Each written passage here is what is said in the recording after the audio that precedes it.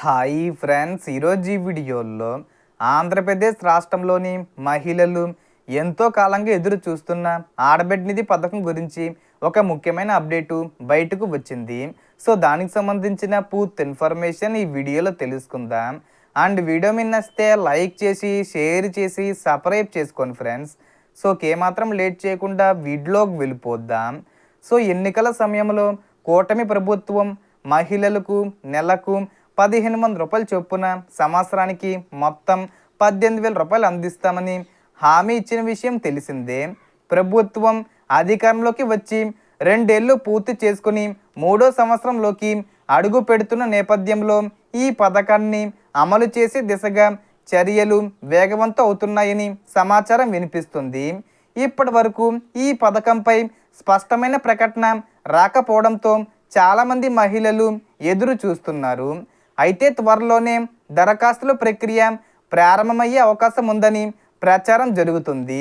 ప్రస్తుతం ప్రభుత్వం పెన్షన్ దరఖాస్తుల ప్రక్రియను చేపడుతుండగా అది పూర్తయిన తర్వాత ఆడబిడ్డ నిధి పథకానికి సంబంధించిన దరఖాస్తులను స్వీకరించే అవకాశం ఉందని చెబుతున్నారు. అంటే మనకు ఈ యొక్క జూన్ నెలలోనే 20వ తేదీ వచ్చే ముందు తేదీల్లో ప్రారంభించే అవకాశం ఉంది. ఈ నేపథ్యంలో మహిళలు కొన్ని ముఖ్యమైన పత్రాలను ముందుగానే సిద్ధం చేసుకోవడం మంచిది.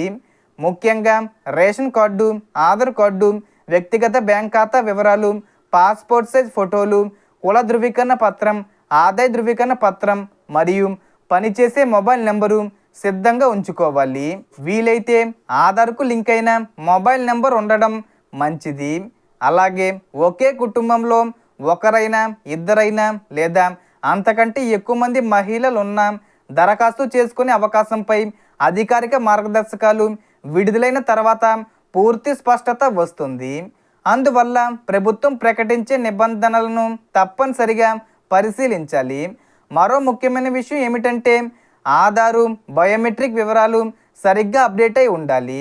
ఎందుకంటే భవిష్యత్తులో ఈకేవీసీ ప్రక్రియ నిర్వహిస్తే వేలిముద్రలు సరిగ్గా పనిచేయడం అవసరం కావచ్చు. అలాగే ఆధార్కు మొబైల్ నెంబరు లింక్ అయి ఉందో లేదో కూడా ఒకసారి చెక్ చేసుకోవాలి. బ్యాంక్ ఖాతాలో ఉన్న పేరు, ఆధార్లో ఉన్న పేరు ఒకే విధంగా ఉన్నాయా అనే విషయాన్ని కూడా పరిశీలించాలి. అదేవిధంగా బ్యాంక్ ఖాతాకు ఎన్పిసి మ్యాపింగు లేదా ఆధార్ సీడింగు పూర్తయి ఉందో లేదో నిర్ధారించుకోవడం మంచిది. ప్రభుత్వ పథకాల డబ్బులు నేరుగా ఖాతాల్లో జమ కావాలంటే ఈ వివరాలు సక్రమంగా ఉండాలి. అలాగే హౌస్ హోల్డ్ మ్యాపింగ్ వివరాలు కూడా సరిగ్గా నమోదై ఉన్నాయా లేదా అనే విషయాన్ని గ్రామ లేదా వార్డు సచివాలయంలో ఒకసారి ధృవీకరించుకోవడం మంచిది. సో మొత్తం ఇన్ఫర్మేషన్ ఫ్రెండ్స్, మీకు ఈ వీడియో నచ్చితే లైక్ చేయండి, షేర్ చేయండి అండ్ సబ్స్క్రైబ్ చేసుకోండి. Thanks for watching.